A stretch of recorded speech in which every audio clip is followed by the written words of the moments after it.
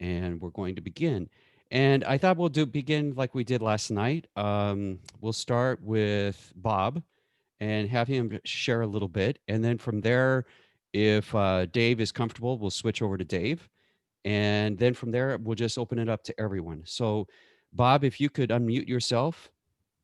I just undid it. Thank you, sir. And we'll go ahead and let you begin for us. Thank you. I'm just so grateful to each of you for participating. It means a lot to our family to hear these words of memory about my sister Dosia. You know, I've always been shining under a reflected glow. Oh, you're Dosia's brother. Yes. I said, you better believe it. And I love it. And I bask in that honor because what a woman she was. And I'm going to just share a highlight that most people don't know about her. I shared it early on, but those who are tuning in earlier, but this experience regards Dosia's experience at Defiance College, where she was an associate professor for a number of years. And the president at that time at Defiance was Dr. Kevin McCann. Dr. McCann actually was also on the campus of the Beatitudes when he retired. And so he and Dosia had a lot of personal memories that they shared together. But the memory I want to share with everybody is, it just blows my mind. The president, Eisenhower, Ike, was very favorite of Dosia's. Why? I don't know. But yes, I do. He came to the campus at Defiance College when they were dedicating the library that was just built in the honor of President Eisenhower. It was the Eisenhower Library. He came, and Dosia happened to be on the committee to welcome him and, be a part of the reception. And this word comes to us by way of Kevin McCann. Eisenhower said about Dosia, what an unforgettable person. Think of all the people Eisenhower met in his lifetime. What an unforgettable person. That's one of the reasons we're here now. And my parents received that word from Dr. McCann and then passed it down to our family. So the oral tradition was what made that special. But you're all special in Dosia's mind and in my mind. And thank you for being with us this morning. Over and out. Thank you, Bob. And Dave, would you like to take this opportunity just to share a little? Sure, absolutely. That was my dad. And so I am the son of Bob and Millie Carlson. And Dosia was my aunt, and fondly known as Aunt Dosia throughout my life and for our kids as well, who just loved her dearly. We had all of our kids were on last night, except Robert couldn't make it. I'm so glad to see him here. Boom. And I think I see Rebecca on there too. And so just the fact that, our kids all want to be on here too, just shows you, I think, the impact that Dosia had. It was not just of her age group. She reached all through the different generations. And I have to tell you, and it was said a lot last night, what I found, one of the main inspirations I found from Dosia was she just never complained. And she was always positive.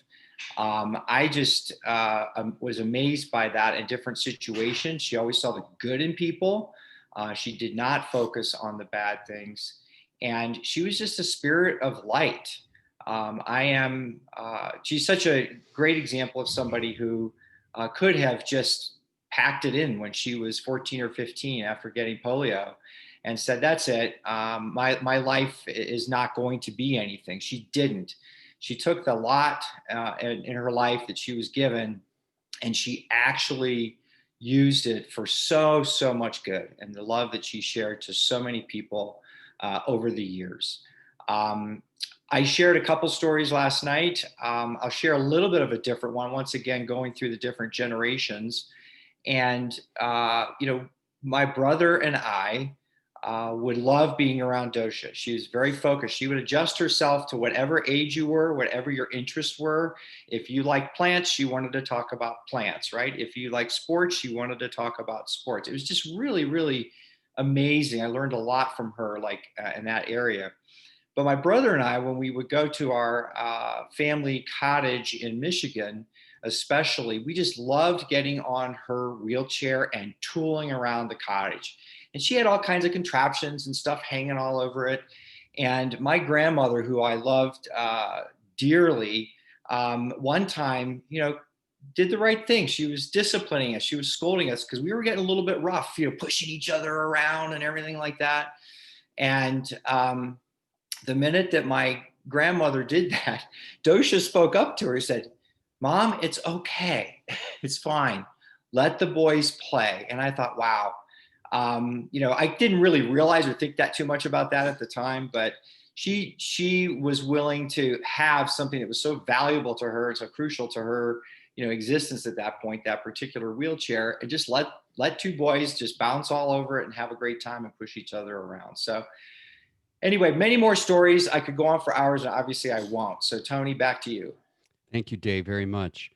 Um, okay, we'll open it up to the rest of you again. Just to make you aware that we are recording this, though we had a request for that. So if you would prefer not to be seen, you can hit your stop video. And then also, if you would like to make a comment, there's a button called reactions. If you can tap that and hit raise hand, that'll allow me to see who you are. Right now, I still got everyone on one screen, but if people join us, that will become more of a challenge for me to keep track of everyone. So, who would like to share next? Esther, if you could yeah, you already unmuted, Esther. Right. Just a follow up on what Dave was saying about that she was always positive about everything. She went into the hospital, as you know, on a Sunday night. And Monday morning, I had a call from her, and she was wanting to tell me that she had a nice window by her bed, and she wanted to describe what she was seeing. So she had the mountains and the trees, and there was not anything about this is tough. Just wanted to share what beauty she was seeing. So that's enough for now. Wow. I mean, here you are having just struggling breathing, and you can yet take the time to call a special friend and share with them the beauty of life. That's pretty remarkable. Thank you for that, Esther. Anyone else? We'll go Sally and then Jenna. And then again, if you can just hit your raise hand, it's a button that will help me a lot. So let's go Sally. If you could unmute, Um, there you go. okay, thanks. Oh, well, a few years ago, Dosha was working really hard to maintain her ability to get up on her crutches. And she worked, with a therapist, and she worked hard because it was so important to her to maintain that level of mobility. And finally, the therapist said to her, "I think it's time." And so one evening, when five of us were gathering for dinner, um, after the meal, she had one of us go to her car and bring in a sack, I think a package of some kind. And she unwrapped it, and in that were her crutches. And she had created a ritual of gratitude for all those crutches had enabled her to do. It would have been so easy to say, "Poor me, I can't use my crutches anymore." But that was not Dosha. And she did the same thing this last Sunday. She had said to us, "I really don't want to go to the hospital." But on Sunday afternoon, when she knew that she needed to, she she did call and of course was admitted to the hospital. But it was, there are examples of of working hard to maintain everything you can, but then when it's time, letting go. And I've thought about how, even in the midst of COVID, she, with medical help, was able to have a peaceful and graceful death, even though no one could be there. I thought if it were not COVID time, there would have been swarms of people in that hospital room. It would have been a very different scene, but she accepted that it was what it was, and she made it peaceful. She was even working on her on her leaving. She texted at 1:15 a.m. saying, "Still breathing, too lively to die." So just she was, as Bob has said, we've said many times, that was so Dosha, and she was Dosha to the end. Yeah, man, that's amazing, Sally, what you just shared. I mean, that's when you think about creating rituals of gratitude, I think that's something that maybe we could each consider is marking her death and making some type of a recognition. And it's not just for Dosha, but those other people that you have in your life that you stop and take that time to pause and realize the impact that they had and continue to have in your life. So thank you very much, Sally. That was pretty neat to hear. I hope I'm pronouncing it correctly. Is it Gina or Gina? Gina, yes, Gina, Gina, yes. please. So, I was a little bit nervous about getting on because I didn't want to cry in front of everybody, but I thought it was more about Dosha, and she meant so much to me in my life and my daughter's life for 20. Gina, just real quick, could you explain your connection to dosha for the rest of us? Yes, for the last 25 years. Well, I went to work at the Church of the Beatitudes on April 3rd, 1995, her second birthday. And Dosha and Greta immediately adopted us into her family. And so we spent 25 years of beautiful memories and traditions, especially around Christmas and Mother's Day. And just have had a beautiful, she's like one of the most important people in my whole life. So anyway, to add to what Sally was saying, that we weren't there with her when she passed, but I talked to the nurse when she brought her belongings down, and she told me that she was one of the loveliest persons she's ever met in her entire life. She was crying, and she said the staff loved her dearly, and they were all with her and sharing in Dosha's beauty and spirit. So, but yeah, we'll miss her for sure. But Yeah. we're better because of her. Yes. Yeah. I thank you. And I think that's amazing because you listen to all these different caregivers and what they are going through. And I can imagine someone just with the aura of dosha and how quickly they could connect with her. Definitely her spirit was displayed in just by her physical presence. So thank you for that. Julie Fry, if you could unmute, please.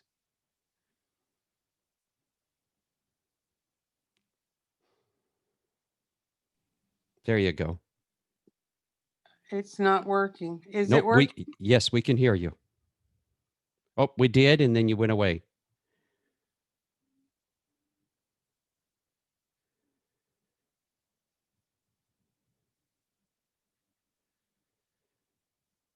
Huh. I'll come back to you, Julie. There Thank you you. go. Now you got it. Now you got it. I can hear Am you I now, Julie. I can hear all you. right? Oh, now you went away again.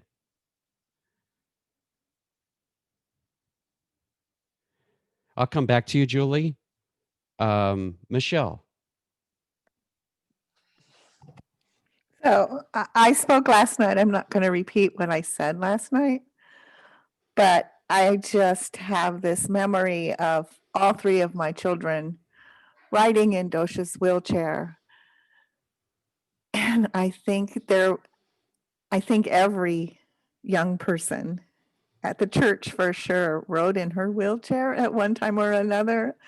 She loved it. She loved that.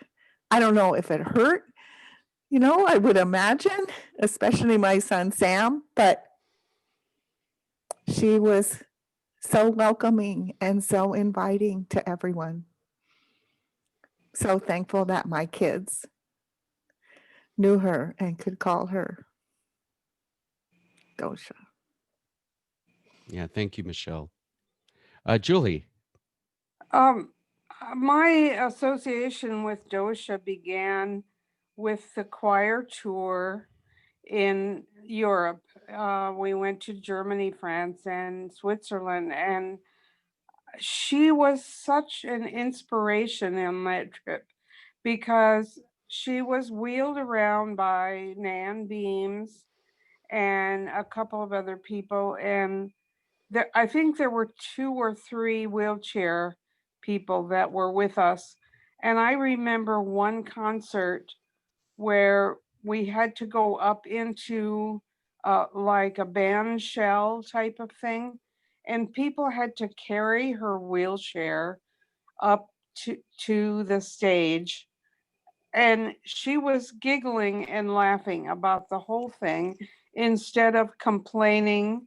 And she sang that concert so beautifully. She was next to me on the risers, and her beautiful voice carried through, and her smile was amazing after this ordeal of having to be carried up from the ground into the band shell. And I remember also that her spirit was so easy to connect to. You knew her faith. She just glowed with the spirit, with the Holy Spirit. She did always, and I admired her so much. And I did a sketch journal while I was there every day when we saw something new. And Dosha's head was always over my shoulder watching what I was doing. And she was just so sweet and loving, and such a wonderful impact on my life from then on. Every time I saw her, we had that connection again. So I'm so happy and so pleased to have known her, and I will miss her dearly. Thank you, Tony. Thank you, Julie. I think you just said something that many of us experienced about Dosha, and that was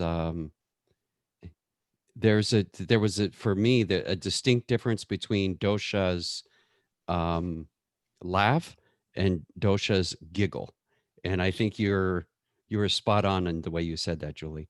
Again, for those of you who joined us, if you would like to share a thought or a memory, down in your reactions, if you click that, it'll say raise hand. And if you'll just tap that, and then I can see that. Otherwise, because right now we're in 2 screens and I can't keep track of everyone.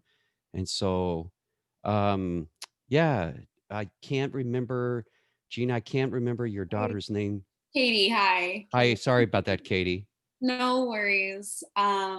Actually, as we're on the computer right now, so when you take screenshots on your computer, they go to your desktop, and the ones that we have are from when we did Zoom with Dosha on Christmas Eve. We got her these little poppers, so we popped them, and we got to wear these little paper crown hats and everything. But it was sad because we learned that she had COVID the day before Christmas Eve, and the whole reason I really came out here was to see Dosha. So then she got exposed, and just every chance that we tried to get with her just wasn't there, but that's okay. But we were still communicating. Exactly. She was very thankful for technology. Yes, she was becoming quite good at it, actually. As you all know, her texting us and FaceTiming. So. Yeah, so we're glad that technology, and she started to really like hone in on it when during last year, because it really kept her connected with everybody. And I think she really appreciated it. She was so And I did proud of too. herself too. I loved Yeah, it. she really was. Yeah. I'm living in Florida. I used to live in Arizona, so I don't live here anymore. So it was the best way to be able to keep up with her. Yeah. So I'm just really thankful for that. Yeah, I think you're, again, that's where Dosha was that person who could always stay progressive, always was not only in her thinking, but as you said, technology. We have a thing called Ruminate on Sunday mornings at 9 o'clock. And Dosha at first couldn't figure out, just all she could do was just hear and see us, but she couldn't speak. So she would use her phone. And by the end of a few weeks, with the help of people at Beatitudes, she was full live ruminating with us. And so you're right. She was definitely an individual who wanted to stay connected and would do whatever it needed to make that easier. So anyone else that would like to share? We have Nyman, and then we'll go to Esther Rings. And then also, if you don't see a reaction button, if you hit participants, you might be able to find your own name, and then it'll say raise hand. And if you click that, that'll also show. So we'll go Nyman, Esther Rings, and then Stephanie Stickford. Chris, if you could unmute, please.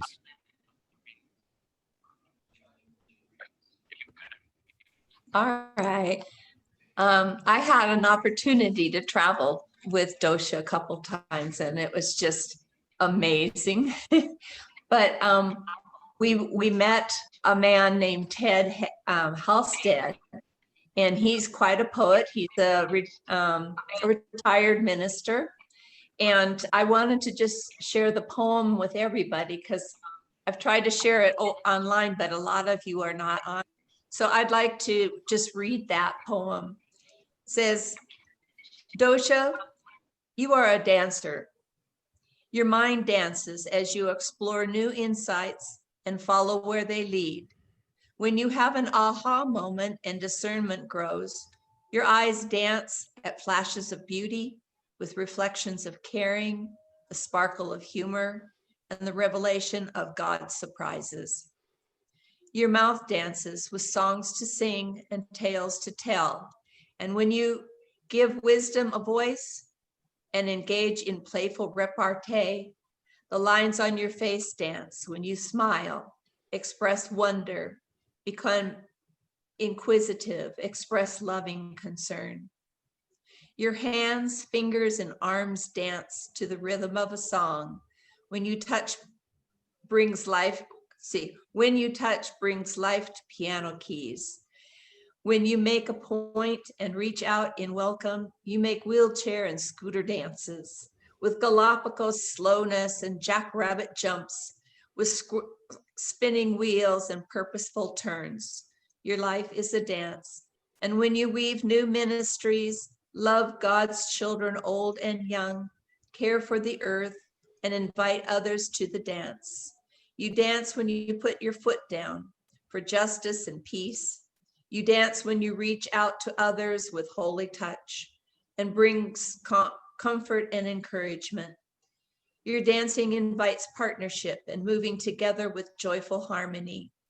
You are a dancer, Dosha, on a dance floor that spans the whole world and all of life. You are a dancer. You dance with God. Wow. And again, who did you say wrote that? Ted Halstead. Wow. That's pretty powerful. Yeah. Thank you for sharing that, Chris. Yes. Esther, if you could unmute yourself first.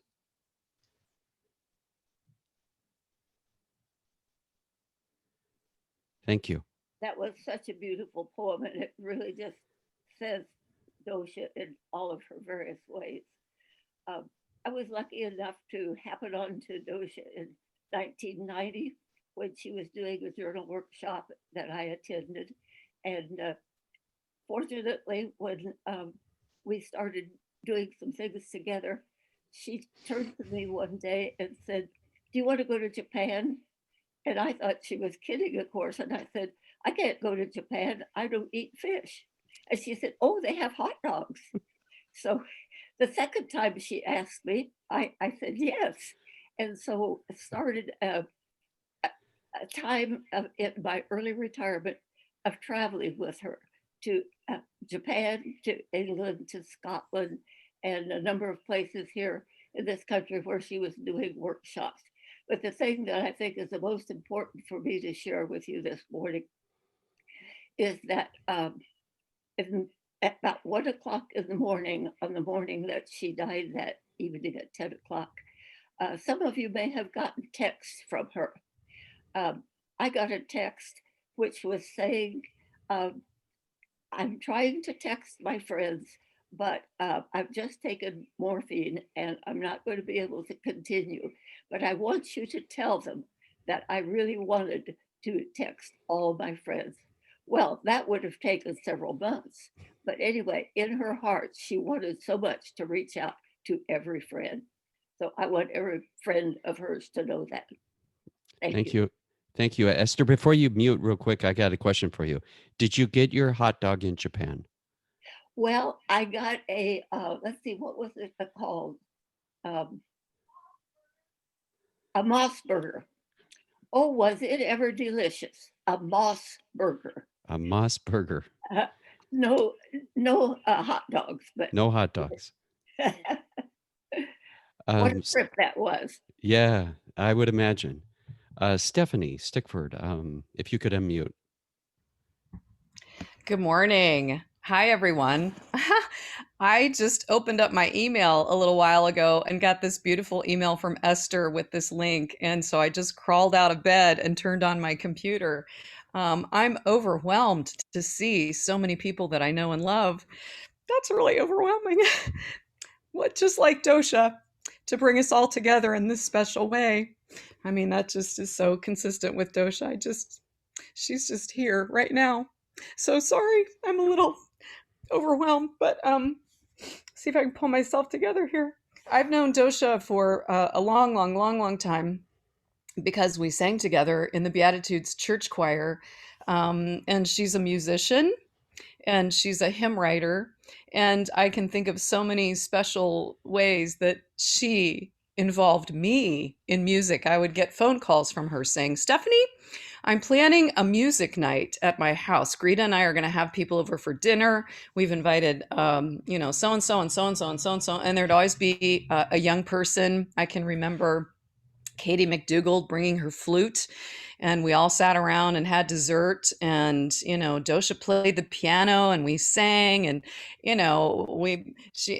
she always had just such a group of people that were so excited to be there and join in the music. And I can remember birthday parties for Dosha. I can remember evenings when we would be at church and there would be some kind of a special music event where I can remember one where we sang and performed all of Dosha's hymns out of her personal hymn books. And I also wanted to mention, although probably somebody else has mentioned this already, that she was a hymn writer of great note, that she, excuse me, wrote hymns and texts for hymns that were included in the United Church of Christ national hymnal. And I remember one time she was going to a hymn writing conference in Columbus, Ohio, which is where I'm from. And I wasn't going to be in Ohio at that time, but I told my mom and dad about it. And they said, yeah, we'll go pick her up from the airport and take her down to Capital University. I don't know. I just can remember so many music touchstones with Dosha. I can remember women's retreats that Dosha was attending, and I know that she gave retreats. And I just am so overwhelmed by her musicianship and her ability to put into words in hymn texts the experience of human beings and the divine and the intersection of those things here on earth. Just, words that really inspired people and touched people's hearts when they would sing those texts. So that always really, really meant a lot to me. She loved music, of course, as we all know. She was a big fan of the Phoenix Chorale, and I can remember seeing her last winter at the Christmas concert a year ago. This was like one of the last times that the Phoenix Chorale ever performed in public before the pandemic. And Dosha and Esther and Sally and any number of other people would come through the line at the end of the concert. They'd been able to come and hear the chorale, and Dosha, with just her expansive love, she would just say hello, and you'd lean down and get a kiss on the cheek, and you just feel like you'd been infused with light just to be around her and to touch her and to hear her voice and be in her presence. And I can imagine that all these stories about her texting in her last moments and the healthcare workers that were lifted up by her, I just feel like, oh, you know what? She probably had a lot of Dosha, probably was feeling a lot of confidence and comfort as she was moving from this world to the next. And I just can't believe that right up until her last moments in this life, she was still reaching out and comforting other people and lifting them up and expressing gratitude for relationships. That just is just it's just really extraordinary. It's really something to shoot for. It's something to live up to. It's something to be inspired by. So Yeah. thank Thank you. you. Thank you, Stephanie. I forget who it was that mentioned earlier, but I think it's perfect example is each of you that have been sharing have been able to share something that was important to your life, and then how dosha connected with you in that area. And that's really powerful that that someone has that gift to be able to connect with people with where they're at. And one individual in particular that I think connected with dosha in a way that not many of us were able to is David Hunting. He was on staff with dosha here at Church of the Beatitudes for quite a few years. So David, please share. Yeah, good morning, everybody. I enjoyed hearing all these great dosha stories last night and am enjoying hearing them again today. Yeah, I was on staff with dosha from 1978 to 1989. And so she has been a friend and colleague for now over 40 years. Back in the day on Sunday mornings, when dosha was in worship at Church of the Beatitudes with us, I would help her up the stairs to the chancel, to sit on the chancel. This is before the church was ADA compliant.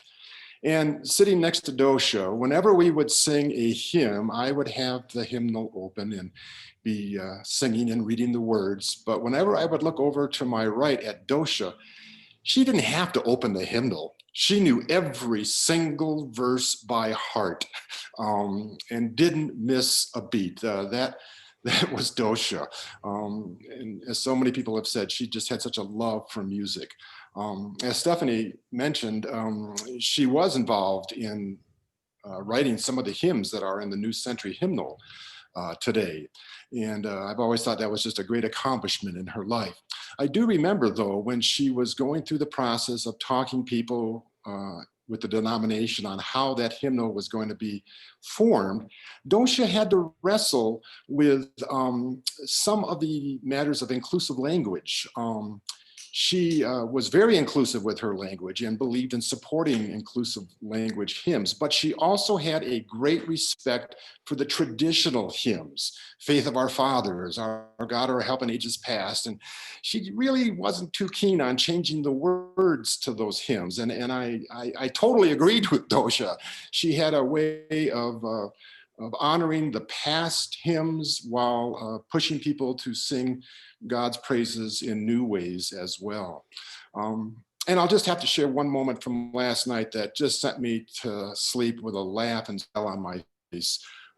Karen Shannon was on. I think she was one of the last people to speak last night, Tony, and she made the observation of the number of times that Dosha ran over her foot with her wheelchair. And I can testify to that too. There were many times that Dosha ran over my foot. And so she just is a great, great soul. And she, I'm sure, is singing some new hymns and praises with God this morning. Thank you so much, David. We're going to go to Dick and then Barb and then Nancy Splain. Dick, if you would please unmute. All right, am I successful? Yes, you are, sir. All right. If you could share your connection with Dosha with the rest of us? Sure. My family, 4 kids, my wife and I were members of the Church of Beatitudes when David was there. And in 1989, there was an outreach program of extended families, 3 or 4 that were put together. And our family was blessed to be in the extended family that Greta and Dosha were in. And I can remember we were very, very active. We meet once a month for, we've done this probably for 10 to 15 years. So we were called the 89ers. And my kids at that time were 7 to 14. And what a great age to have those kids and be associated with a group like that that was so welcoming and loving. And I remember White Elephant Gifts Exchange at Christmas time at our house, and the things that people would bring, and also the Halloween parties that Greta and Dosha would host at their house, and their various costumes that they would put on. And then it always struck me as that Dosha and Greta liked to travel, and they would get in the car and they would go from the West Coast to the East Coast. And I don't think they ever had to spend a nickel on lodging, because they knew so many people across the country that there was always a place to stay and visit and renew old friendships. And I just know that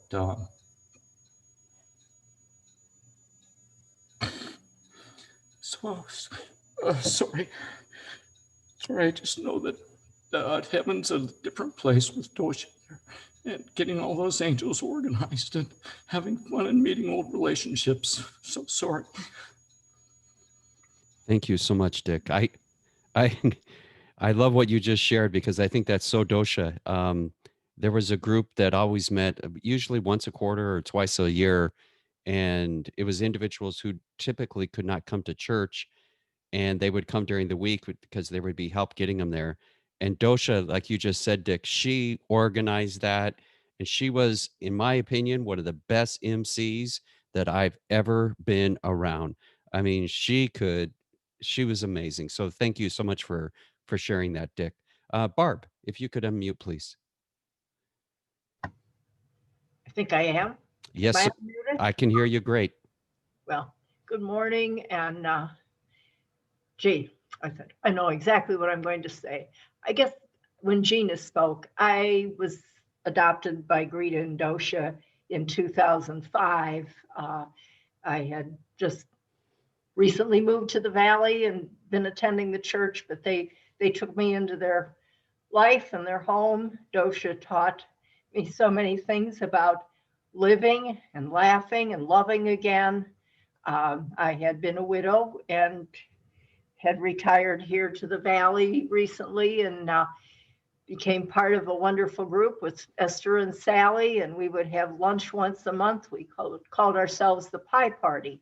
There were about 14, a dozen of us at one time. I don't think we have quite that many now, but we used to go to Marie Callender's, and no matter who had a birthday, everybody in your party got pie, and somehow there was a birthday every month. And when Marie Callender closed, we were not too sure that we were not the reason, but we went on, and we've been meeting ever since, and now we meet on Zoom. And last a week ago Monday, it was Dosha's birthday, and we celebrated her. It was the birthday month, I should put it that way, because her actual birthday was the 11th, but we had our pie party Zoom. We celebrated Dosha, we sang to her.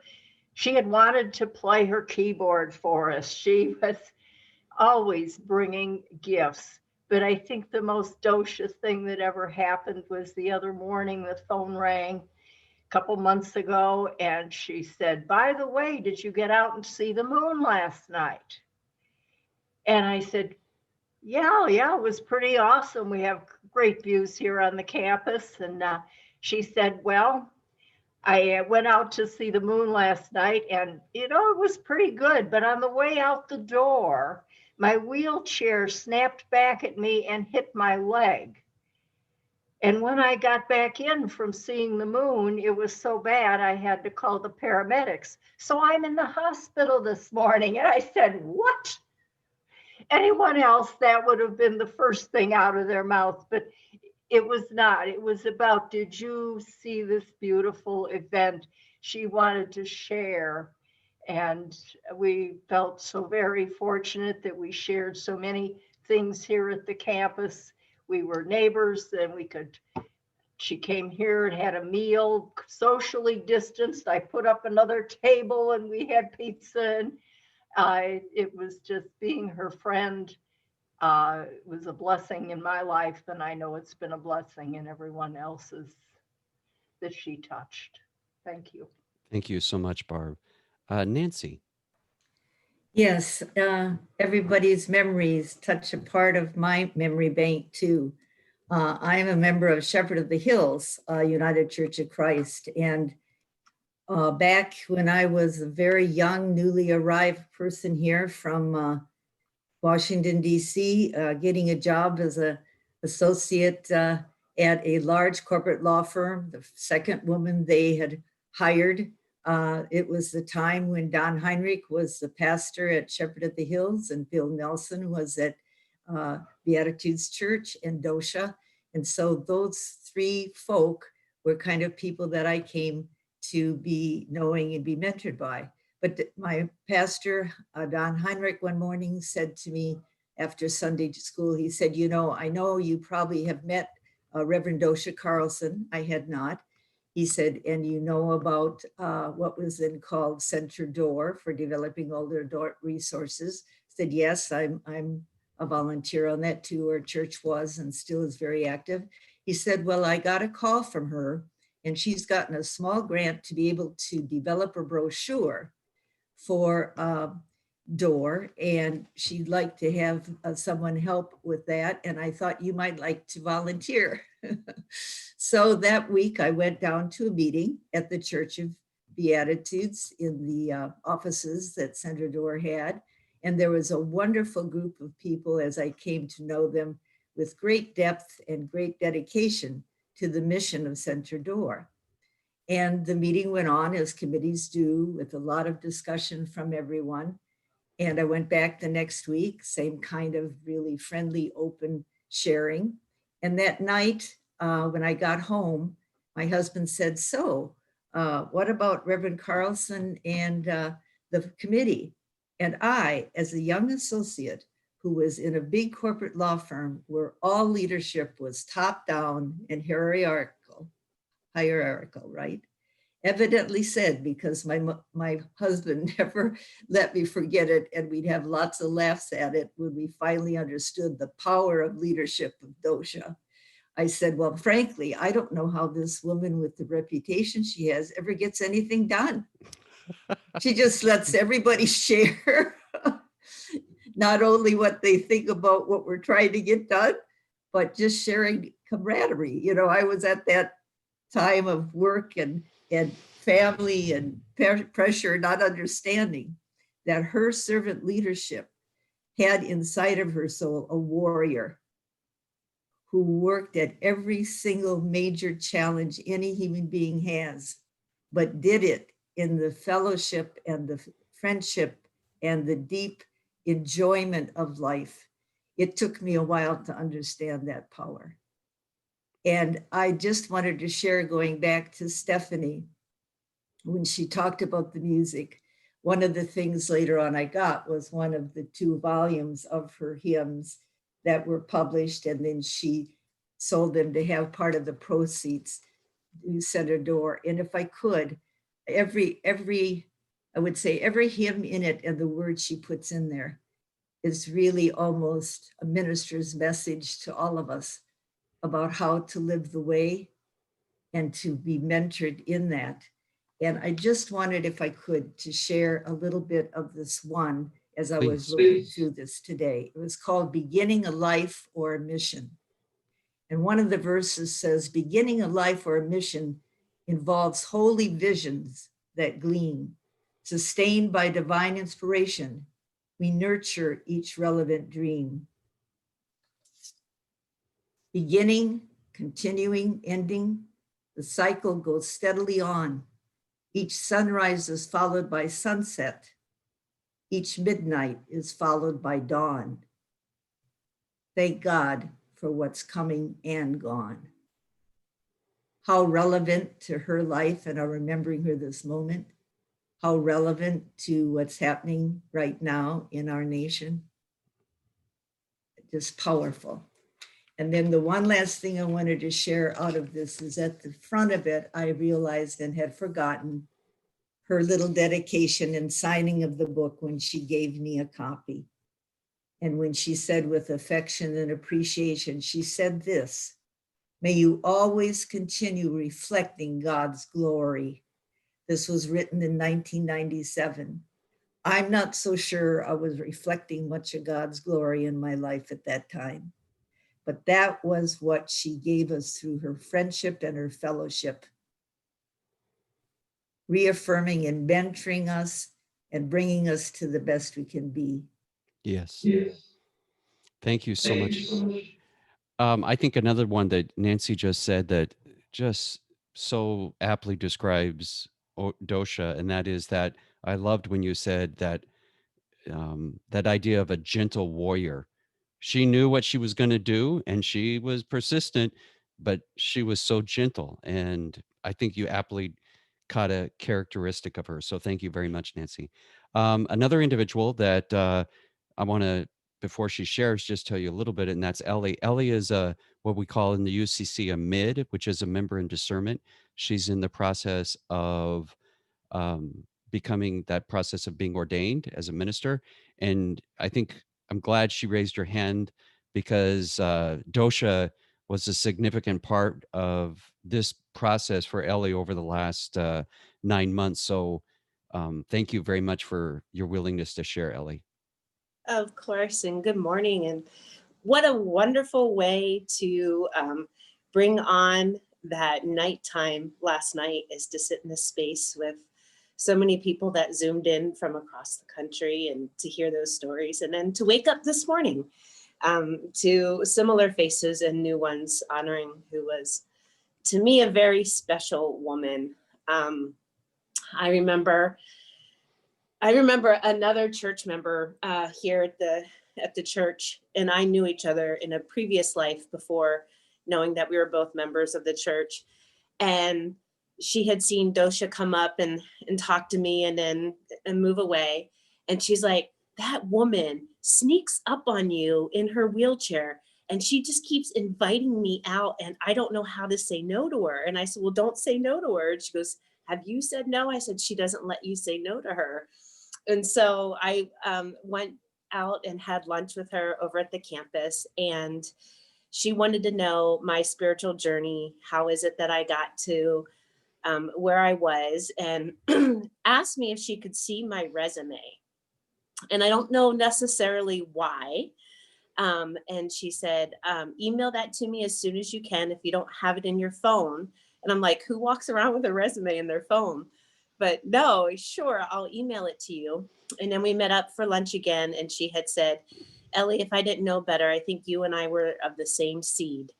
There is so much similarity in our backgrounds just in regards to writing and poetry. And when I share with her my concern, or my fear, I should say, of being a pastor or wanting to be a pastor, and she asked where that fear came from. And I had said, I think for me, it's growing up not seeing positive female role models. I was more influenced by the men in my life. And she had just really spent time, about an hour or so, talking about the power of woman, about the power of women's ambitions to lead and to comfort and to care for one another. And so my mind had already been changed several years about understanding my relationship with women in my life, but she helped to bring forth why women should be in pastoral positions within faith-based, across faith. She did not focus on just the UCC. She talked about it across the faith. And so I was really honored when she said yes, and when I asked her to be on my local church council committee and stuff like that. And so I would receive lovely emails and text messages and books. She would always recommend books or send me books. And so it's just been an honor to know her, if only briefly. I think somebody said last night they were jealous if they wish that she was a member of the blood family. But I think that with the stories that we've heard today and last night, that she's touched the nurses and even all of us, and we're all family. We're all God's children. So thank you for letting me share, and thank you for being the support for her to help her continue to be the loving woman she always was. Thank you, Ellie. Thank We're going to you. extend our time by about a half hour. Janelle, if you could just make sure we're okay with that. Um, if you need to leave, if you need to, that's fine. But I think with enough sharing that's going on, we're going to continue that. And if you would like to share, if you could either go to your reactions and hit raise hand, or in participants and find yourself and raise your hand, that would make it easier for me because we have two screens going on. But as someone decides right now if you want to share or not, as that's happening, one of the things that we were able to do here at Church of the Beatitudes is we did a podcast with Dosia, and we were able to talk with her, and she told us all sorts of stories about different things that have been happening in her life. And so if you would like to listen to that, it's on Beatitudes Radio. You go to our church's website, beatitudeschurch.org, to the Beatitudes Radio, and you can find it there. It is a amazing um, discussion that we had with her. So that's something definitely worth listening to. And since no one has their hand up yet, I'm going to go back to Bob. And Bob, if you wouldn't mind, just for those perhaps who didn't hear the story yet, but I think one of the things that she mentioned in that podcast was her trip to California to a very well-known individual. If you could share that one with us, Bob. Sure. A member of the Church of the Beatitudes, while Dosia was serving as associate pastor there, was Grace Hefner, Hugh Hefner's mother. Playboy Enterprise. Well, when Hugh Hefner fell from Grace, his mother, and became what was to be a striking and startling explosion of some sexuality in our society, Dosia shared her experiences with Grace, and the two of them became very close. When Grace died, the Playboy Bunny Enterprises called for Dosia to come and be the pastor to the family and to friends at the two mansions of Playboy, one in Chicago and the other on the West Coast. And Dosia was very, very compassionate. Well, of course, you expect her to be compassionate. That's who she was, compassion.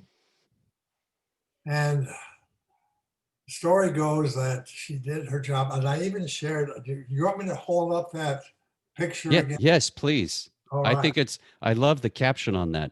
Yes. Here is Dosia with pictures of Hugh Hefner, if you can see it or not. Perfect. Okay. And the caption is Dosia's thinking these thoughts. He says, "It's a hard decision, Hugh, but I really like what I'm doing. Thanks for the offer." That was Dosia. And then somehow her stole did not get in her luggage when she returned to Phoenix. And it went to a home in Phoenix, and that home was just excited beyond measure because they thought that since it was from the Playboy Enterprises, that something exciting would be in the package. And when they opened it up and saw Dosia's stole, they tried to figure out what the Cairo cross meant in terms of sexuality. They missed it by a mile. But Dosia also had a party. She was a party person. She loved parties. And she had a party where she greeted everybody wearing a black slip with bunny ears and a cottontail on the back. And that was Dosia, taking advantage of the opportunity to have a good time with her family and friends. She was a party girl, and her party was the faith in Jesus Christ. Is Yeah, that it? thank you so much, Bob, again for sharing that. And I think you were dead on because um, in my reading of the Gospels, one of the things I see over and over is that Jesus loved parties. Absolutely. He was a partier, and I think that ties into Dosha beautifully. I think when you have that spirit of being around people, you want to have fun, and that's Dosha. And could I ask this of you, Tony, Yes. before you close? I would love to close with a prayer that Dosia and I shared together Yes. while she was in the hospital. Yes, we will do that at the very end. Thank Thank you. you, Bob. And if I don't, please remind me. Okay. Chris is holding up something for us to see. It's a back up just a little bit, Chris. There you go. And what were you seeing, Chris? If you could unmute, Chris.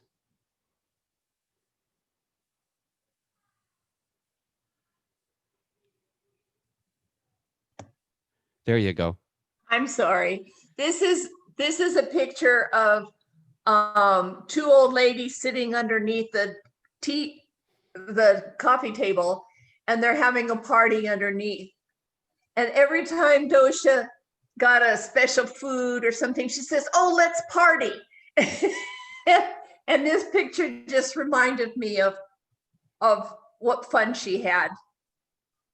Can everybody see that? Or Yes, we can see it. okay, anyway. Yeah. Thank you so much. Anyone else would like to share? You could raise your hand, or again, it's under either reactions or on participants. I can't see everyone. I think I see, I'm going to go, is it JD Kin? I don't know if you're giving me a thumbs up that you liked what you saw, or would you like to speak? Yeah, I'll speak. Please. All right. And you need me to explain who I am and my relationship. Please. I've known Dosha longer than anyone except her brother and my father, who's sitting down there, JAK. I'm John Kinley. I say junior, it's not a junior, but I'm the younger, and that I am.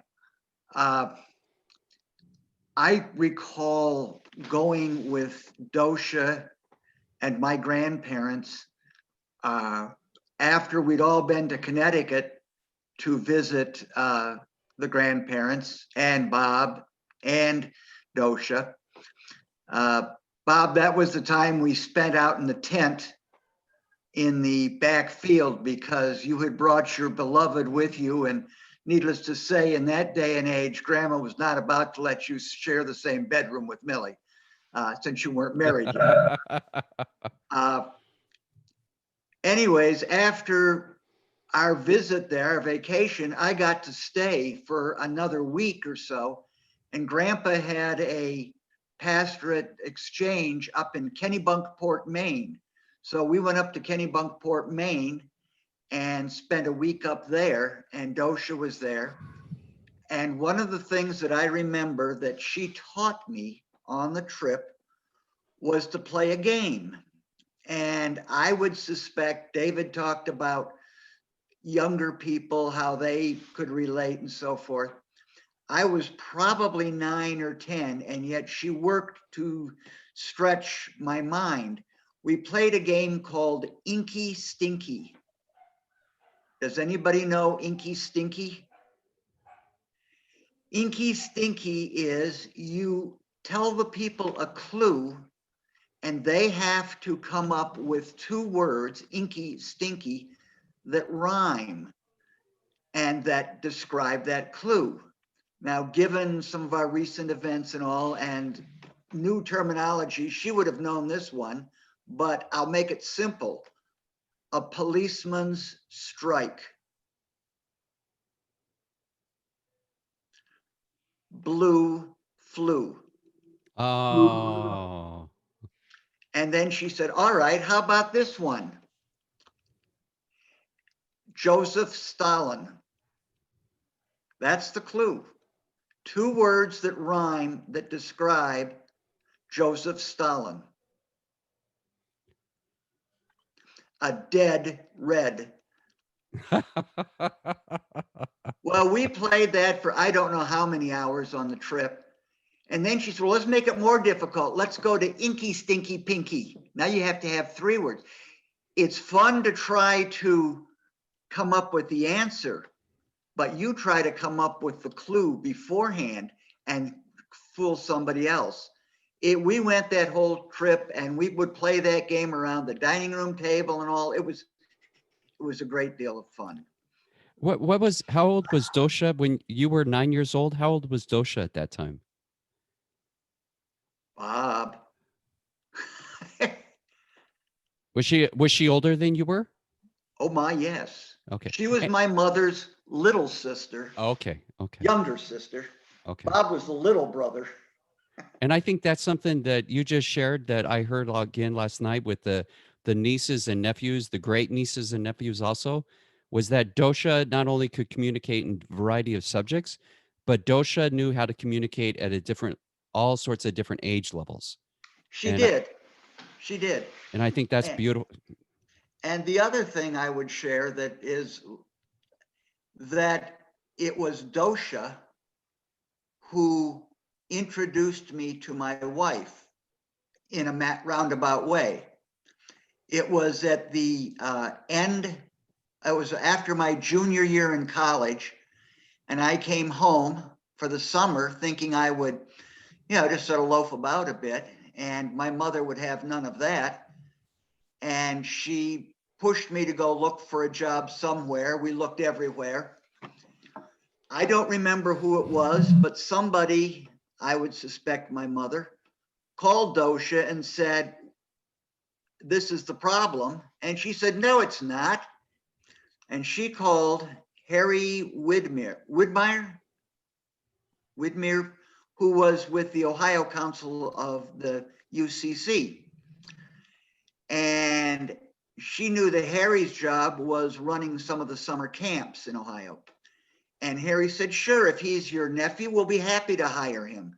And suddenly I got hired to be a counselor for the whole summer at Pilgrim Hills Camp, which a year or so ago closed. They went to just one camp in Ohio. Well, I went down to Pilgrim Hills and spent the summer as a counselor, had a great time, met some nice people. And one of the people I met was from Wheeling, West Virginia. And we all made plans to do this or that. And she said, I'm getting married next summer and I want you all to come to my wedding. We all thought that was just one of those things that would happen. And then she went ahead and actually sent out invitations. And I thought, well, what a great chance to meet all of the counselors again and have a grand reunion. So I replied, sure, I'll come. It was only a short distance from Cleveland to Wheeling. And I drove down to attend her wedding. And I looked around and there were only old people at the wedding, very few young people. And at the reception afterwards, the bride got out of line and said, John, I'm so sorry. She said, none of the other counselors came. I said, well, that's okay, Elaine. And I congratulated her and her husband, Jim. And she said, but I want you to meet my 2 bridesmaids. I think you'll really enjoy them. And so I went and was introduced to the 2 bridesmaids. And one of the bridesmaids said, well, would you like to go over to Elaine's house afterwards and, see the parents and so forth? I said, sure. Well, lo and behold, after a long series of letters back and forth and so on and so forth, we ended up getting married. So because of Aunt Dosia, it was how I ultimately met my wife and ended up getting married. We have 2 kids, both one of them at least was on last night. And when our son, who lives in Florida, was getting married. He said, I need someone to marry us. And he called Aunt Dosia, and she went to Florida and served as the minister for their wedding. So there's a lot of connection amongst us all. Yeah, it sounds like she was quite the matchmaker in your family. She was. Yeah. And by the way, Esther did have more than just a Mossberger. She had many other things, including she had some of the famous Kobe beef in Oh, Japan. you failed to mention that, Esther. Yeah, it was, we had lots of good food while we were in Japan, and we got them all kinds of neat things. So Thank you so much, John. I right. appreciate that. I think I saw Karen Shannon.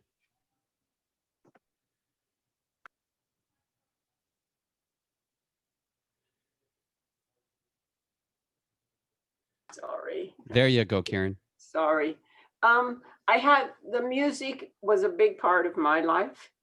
When my husband and I celebrated our 50th anniversary, I asked Dosia, did she have any love songs? And she said, oh, yes, I have written several. I've written one even for my parents' 50th wedding anniversary.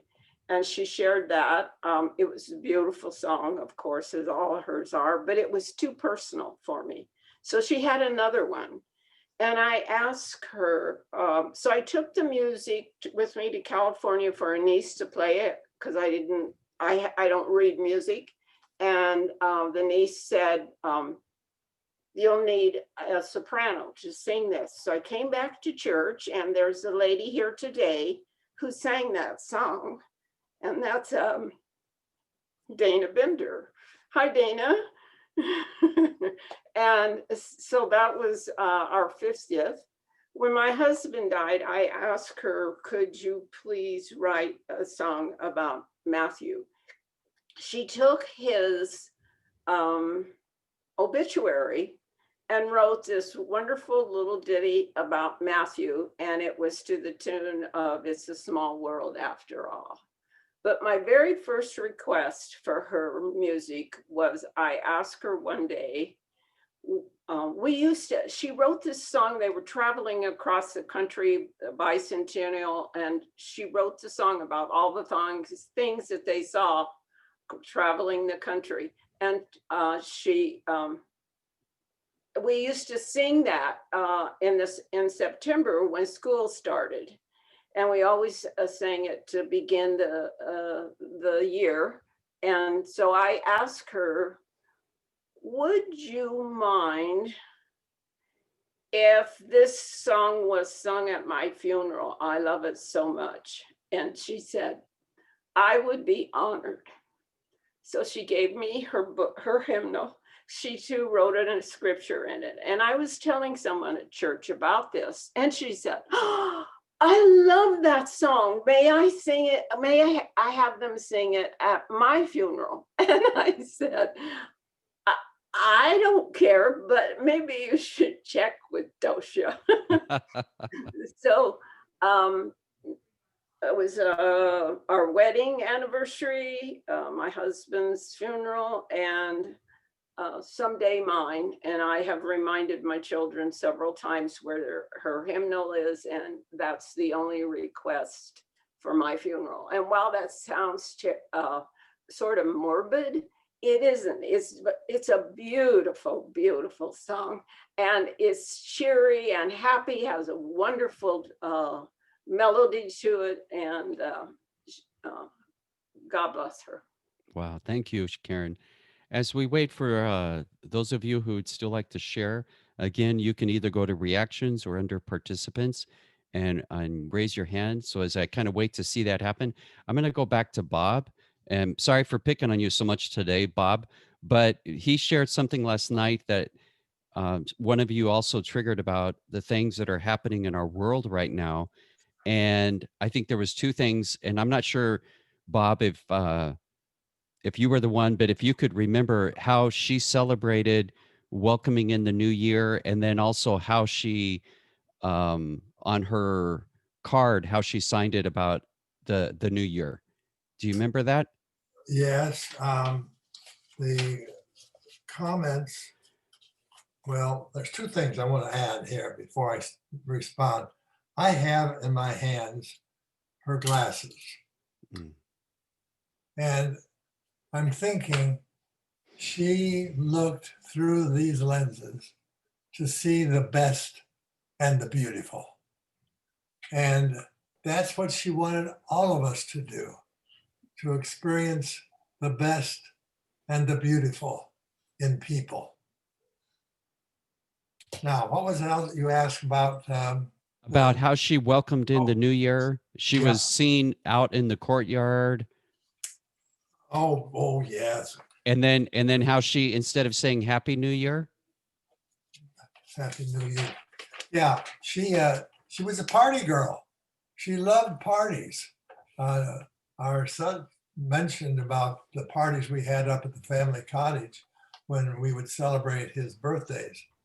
But one of the things that Dosia has always been doing in her lifetime is journaling.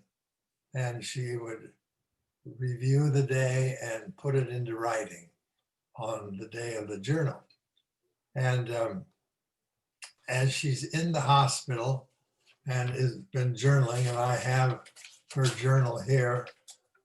Thank you, Gina, for letting me get this.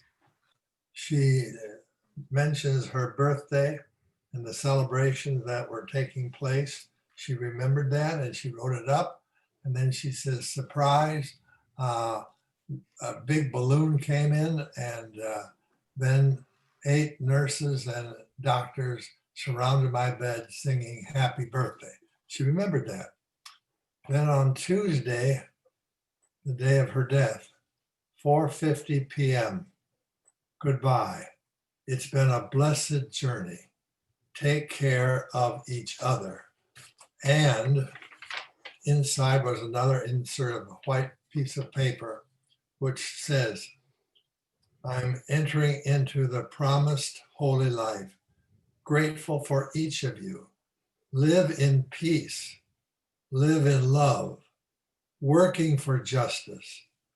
Moving calmly into the divine light. Love, Dosia. Wow. Is that what you wanted me to read? Or? Yeah, the other one, yes, that was beautiful. The other one too that I think ties in perfectly with what you had shared there was that, if you think about this last year with COVID, the political upheaval, one of the things that Bob said last night was, instead of saying Happy New Year, she said Hopeful New Year. That's right. Hopeful. Yeah. Yeah. And I think, again, just that amazing attitude. Robert Andrews put up a note, and it said that he had created a video of Dosia playing the piano. And if you go to beatitudescampus.net and click on Dosia Tribute at the top of the screen, that you will be able to hear that. And so thank you very much, Robert, for sharing that with the rest of us. And it will be out there for a couple weeks, so you don't have to rush right out. Well, thank you very, very much for doing that. I appreciate it. Anyone else would like to share? If you could click on your either reactions or under participant, that will raise your hand. That'll make it easier, because since we have 2 screens going on, it's hard for me to see everyone. Robert Carlson.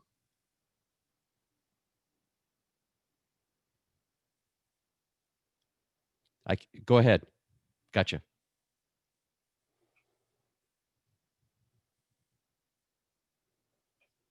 I can't hear you, Robert.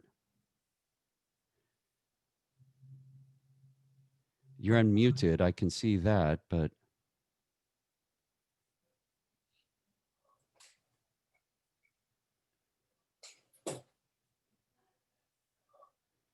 Okay.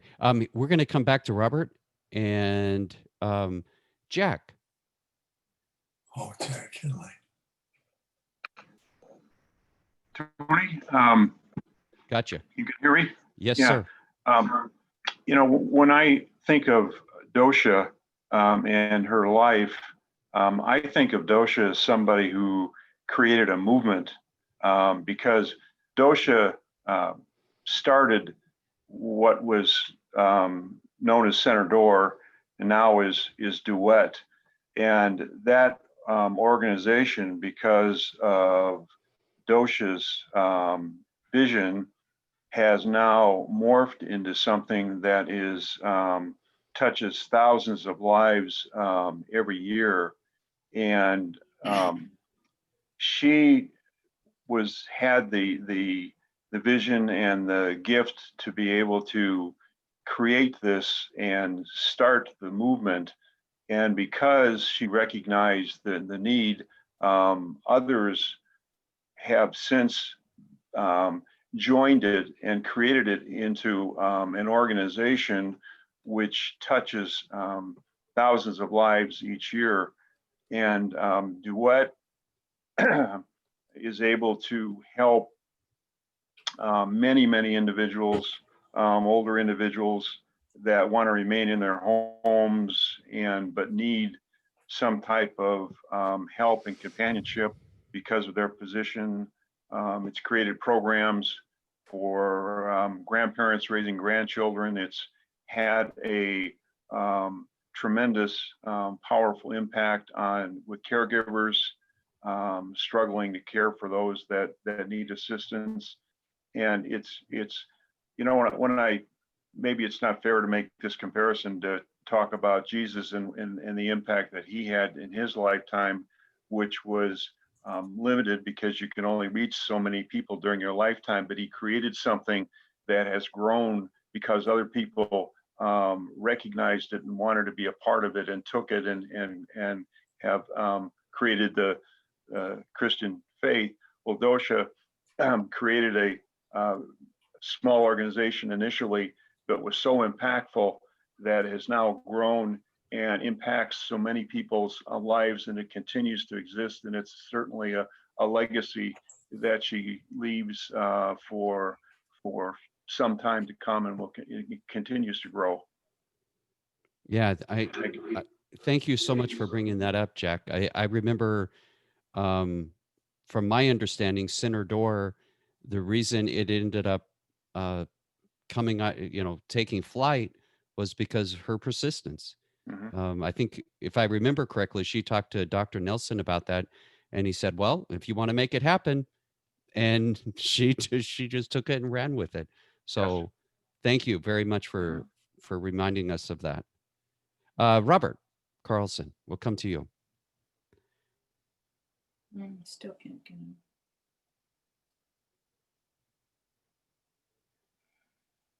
I'm not sure if it's still working yet. Now. Yeah, I got you. Oh, great. Okay, awesome. Sorry about that. Just wanted to say that I'm one of Dosia's grand nephews, along with Matthew Carlson, who's on Dave Carlson's screen. And people have been talking about Dosia's creative spirit, and I have a lot of great memories of her at my grandparents' place, at Bob and Millie's place, of making music and plays, but inviting us to be a part of that process as well. And it was always just so much fun to see what she would come up with and have us come up with and be a part of the writing and music making process as well. And it was just really joyful. And I remember we did a play on the back porch in Sedona that was about different birds, and we were all different birds, and we had different feathers on our heads. And it was just so much fun. We have some great pictures of that, and I'm just really grateful for all the time that I got to spend with her. And she was always encouraging any sort of creative endeavor, whether it was music or acting or preaching or movies, whatever. And it's just been terrific. And it's been so terrific to hear everyone's stories here today. And thank you all for sharing so much. Thank you, Robert. Anyone else would like to, if you can, if through either reactions or participants, if you can raise, it says raise hand, if you can hit that. I think one of the things that, as we wait for another hand to come up, one of the things that stand out to me is when you visit when you come as a pastor to a new church, it's really important to become aware of the kind of the history of what you're dealing with. And Beatitudes for the last decade or so has had some challenging times. And so one of the people that I sought out immediately was Dosha. And I remember her and I meeting over at the campus. And I think the thing that stood out to me was Dosha was very, very honest with me about Beatitudes and its challenges, but its opportunities and the dreams that she had for it. And she never, ever spoke negatively of anyone. She just had a way of telling the truth, but not attacking people. And I think that was something that I greatly, greatly appreciated. And the other thing that to me that stands out about Dosha in those conversations was she never stopped thinking outside of the box. I was just amazed. And on her 90th birthday, we had her preach at the church. And again, just a powerful sermon. She was a thinker. And I so much appreciated that in her life. And that's very much a part of Beatitudes. Kay, if you can unmute, thank you. Hi. Hi, Kay. And can you, Um, your connection with Dosha? yes. My sister is also on the Zoom call, Nancy Broderick. My name is Kay Estes Coleman. My parents were Amy and Cecil Estes. They moved to the Beatitudes in the early 70s and moved right next door to Dosia and Greta. Dosia and Greta were their first friends, and soon they had kind of adopted each other. They just, my mom helped Dosia at the very beginning with Center Door. My dad sang in Dosha's Beatitones. And I live in San Francisco. Nancy lives in Santa Rosa, California. And we have nephews and nieces all over the United States. When my mom died, Dosia officiated at her service, and all of the children, grandchildren, nieces and nephews gathered at Dosia's and Greta's afterwards to look at pictures and tell stories. And always there was Dosia with her playing the piano for us and just in the background. And then when my dad died 10 years after my mom. My dad died at 99, and Dosia and Greta were with him when he died. Actually, they were both with my mom when she died. So they were family. They were family. They visited us, and I accompanied Dosia to the hymn convention, hymn society convention in Columbus, Ohio that year that someone else spoke about. And I kind of was nervous about traveling with Dosia because I wasn't sure I could manage the wheelchair and just, little things. But everywhere we went, people were so kind to us. And all I had to do was say to somebody in the parking lot, "Excuse me, could you help me?" And we would lift the wheelchair into the trunk. I could get it out, but I couldn't get it up high enough to get it in. Dosia was gracious and grateful, and just everybody wanted to help her and be with her. And what a treat it was to be at the Hymn Society convention and to be with this known composer. And it turned out to be a wonderful experience. Wonderful. We met several friends in Ohio. We drove to see Sister Kathy and husband. Yeah, she was a remarkable person. And one of the things, and Nancy, you may want to join in here. I was trying to get on, but I couldn't. Nobody would recognize me. So okay. I'll talk about Tyler if I can get on. That's what I wanted you to do. You're on. Yep, You're on, Nancy. Yeah, thank you very much, Kay. I'm going to go to Nancy and then to Katrina and Ken. Thank you, Okay. Kay. Yeah, that's my sister Kay. Okay. And Dosia and Kay and I called each other sisters. So when we emailed back and forth, we'd go, "Hi, Sister Dosia. Hi, Sister Kay." In fact, I think she sent Kay a text saying, when she was dying, saying, "Dear Sister Kay," what did she say, Kay? "I'm going in." Can you unmute? I'm sorry, Kay. Okay, There you we're go. both going to talk. Yes, Yeah, I'll leave just you said, both unmuted. goodbye, Sister Kay. I'm moving to Divine Light. Yeah. Okay, Nancy, tell about Tyler. Okay. So, yeah, I have 3 grandsons. They all live here in Santa Rosa with near us. And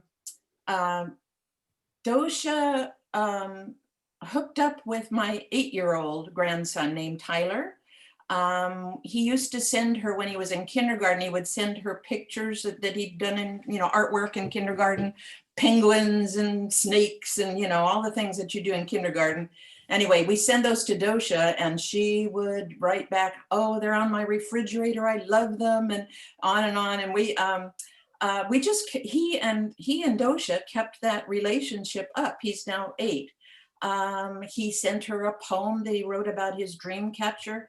Their house burned in the California fire and they had to evacuate 3 years ago. And it was very scary for him. And he had actually, the dream catcher came from Dosia. She sorted through Greta's things and sent the boys many of things that she thought they would enjoy that were Greta's, old stamps and, knickknacks. Anyway, so she had sent the dream catcher to Tyler, and it really helped him in terms of scary dreams. So he wrote a poem about that in 2nd grade, and we sent that to her, and she wrote wonderful things back. So she just had a wonderful relationship with Tyler.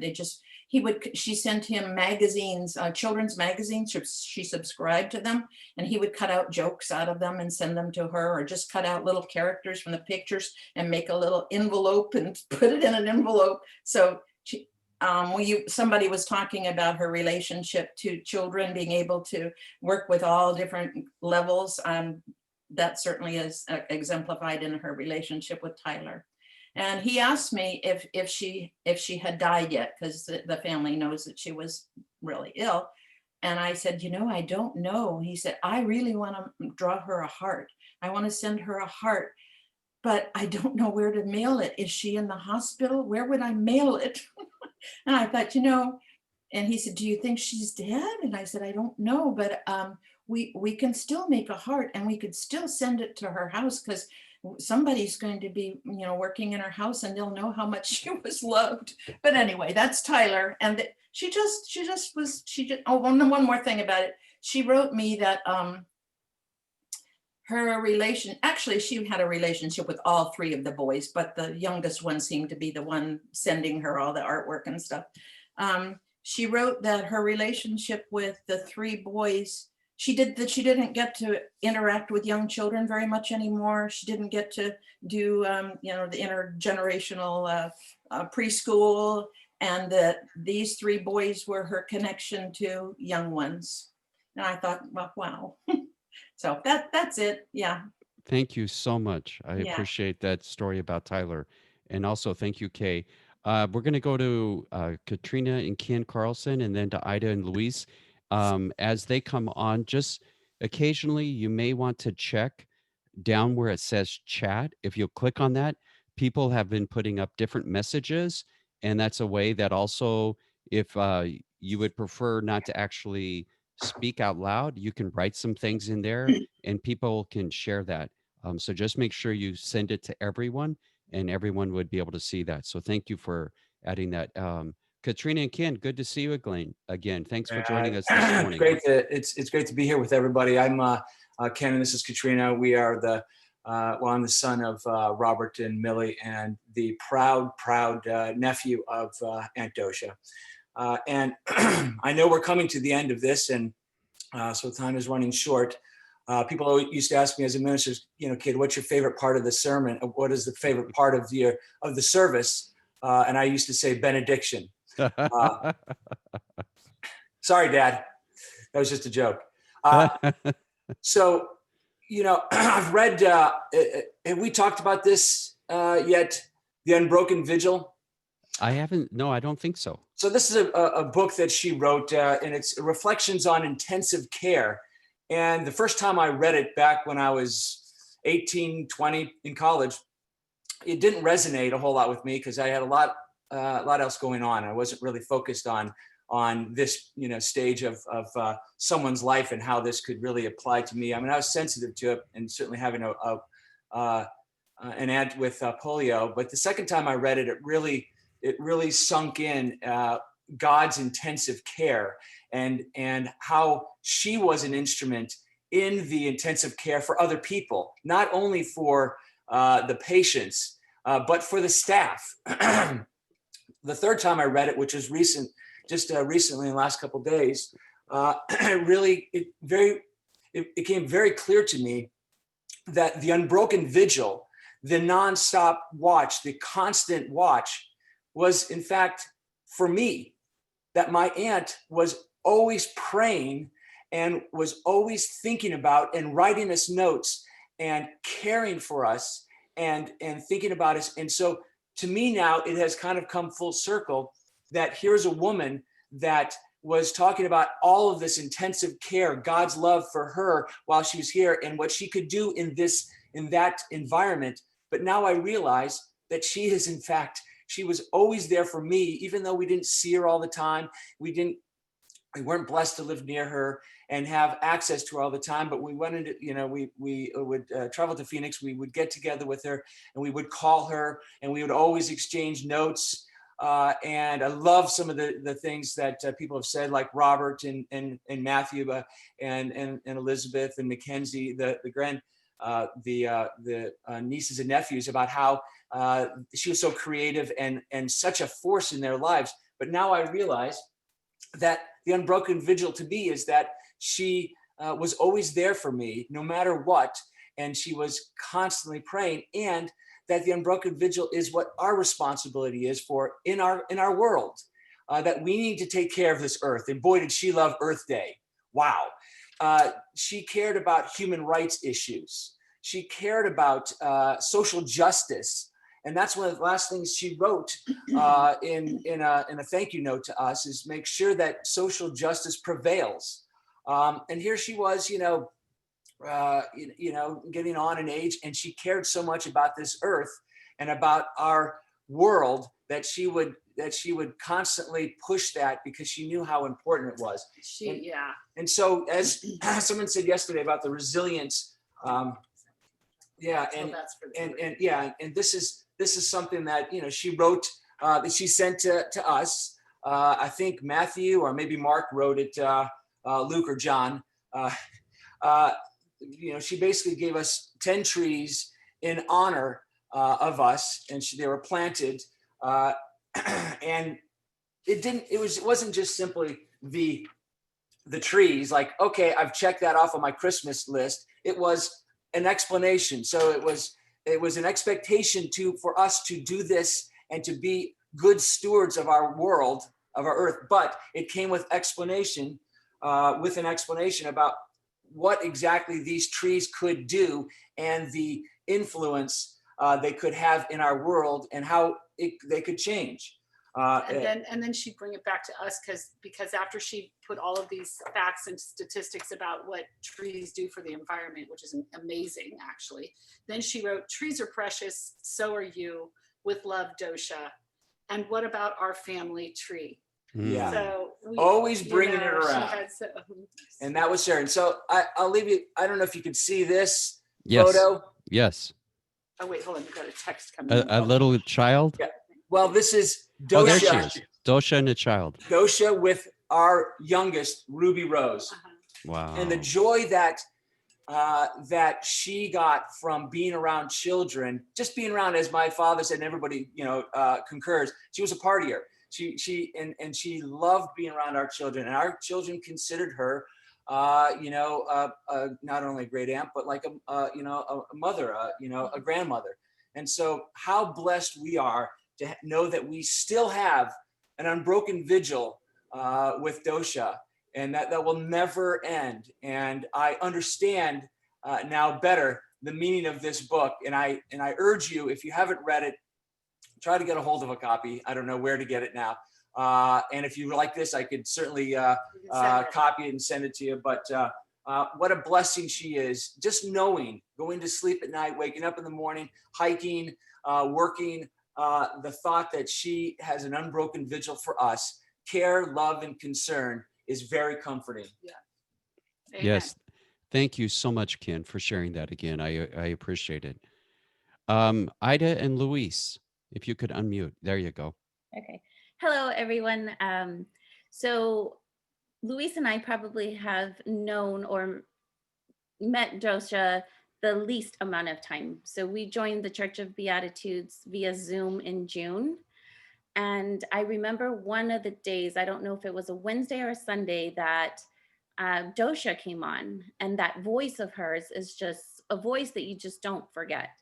And so I was like, I know I've heard that before. So I actually manage the building that Duet is in now. So I indirectly met Dosia during their grand opening. So she was there, and I remember everyone was taking a tour and stories were told, and she was one of the ones that was recognized. But it was always a treat when she joined us, either during the week or Sunday. And it's just kind of fun because, you know, Wednesdays are a little bit more lighthearted, but whenever we would see Dosia logging on, it was like, all right, stop and let's listen to what she has to say. And she always either told us about her day or just something fun that was going on, but then she'd say, no, go ahead, carry on and I'll join in. And then she would, you know, put an input in. But I'm kind of selfishly sad that I didn't physically get to meet her, but she touched us very much. Yeah. Isn't that amazing how just a short little bit of time she had a way of impacting people's lives? Our time is coming to a close. Just a couple of things just to make you aware of is if you would like a copy of what has just transpired, you could text media@beatitudeschurch.org and we will send you a copy of that. Also, Robert Andrews just commented in chat that the book that Ken was talking about, The Unbroken Vigil, that you can get that through Amazon. The other thing is that if you text media@beatitudeschurch.org, we can also send you a copy of the podcast with Dosia and some of her stories and some of the things that she shared. And then last of all, before we turn to Bob to give us our closing prayer, and then I'll show you how we end our Zooms at Beatitudes Church. But one thing just to let you know that Beatitudes Church is so indebted to Dosia. Uh, Bill Nelson was the founder of our church. However, Dosia was the mother of our church. And a nickname we gave her was Mama D, and that's how we referred to her. The other thing to let you know is that because of COVID, we've done a lot of our recording now in the sanctuary. And if you've ever been to Beatitudes Church, you know there's a huge span of distance between the front and the very back of the church. During our recent renovation, we put in a center aisle, and the camera is right there. And so that would be in the very back where the choir used to be. And so speaking into a camera that far of a distance away is so impersonal. So we decided we were going to do something to make it a little bit more personal and someone that would inspire us. So as a staff, we got together and we decided the person who would inspire us was going to be Dosia. And so right next to the camera, there hangs a picture of Dosia in her robe.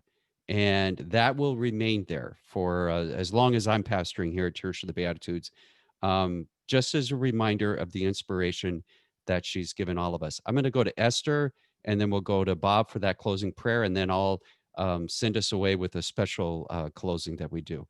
Esther, if you could unmute yourself. There you go, Esther. I can hear you. Just thought of something that I just have to share about Please. what Bill Nelson had to say at some big gathering. It might have been Dosia's retirement. And he said, when I first got to, when Dosia first came on working with me, people would say, oh, Dosia Carlson is working for you now. And a little bit later, they would say, oh, you and Dosia Carlson are working together. And then finally they said, oh, you're working for Dosia Carlson. So I just had to share that one. Oh, thank you so much, Esther. I mean, literally, she's quite a woman. Bob, can you Yes. share with us that prayer between you and Dosia? Yes, indeed. But before I do that, one final thought. Dosia was a prayer warrior. When her prayers were offered, you knew she and God were in communication together. She went to a very important gathering where she was asked to offer the prayer of invocation. I think it was the Phoenix 40. It was a very important, all men group of, and well, the governor was there. That was Phoenix 40. Yeah, Phoenix 40. Anyway, she walks up to the microphone, clears her throat, and states in very, very audible sounds, will you please play with me? Yeah. Play with me. You know, that's coming into a prayer experience with Dosia inviting you to play with her. You know, that's very special. And the last thing that Dosia and I did together on the phone before her death was to pray this benediction. And son, Ken, I'm piggybacking on you. This is the beginning of the end. The Lord bless you and keep you. The Lord make his face to shine upon you and be gracious upon you. May the Lord lift up his countenance upon you and give you peace now and for eternity. Amen. Amen. Thank you so much, Bob. We will keep you informed of any news that we learn. We'll be working with Bob and staying in touch with him. So if you want to check back at the website or on Facebook, as we learn more information about coming events, we will share those with you. But one of the ways that Dosia, when she would join us on Ruminate, one of the ways that, going back to what Ida shared, was it was fun to watch Dosia join us as we said goodbye. And one of the things we do on all of our Zooms that we come together is we wave to each other, but it can't be just a one-hand wave. It's a two-hand wave, just to show how much we appreciate each other. So as we come to a close, let us all come together and wave goodbye.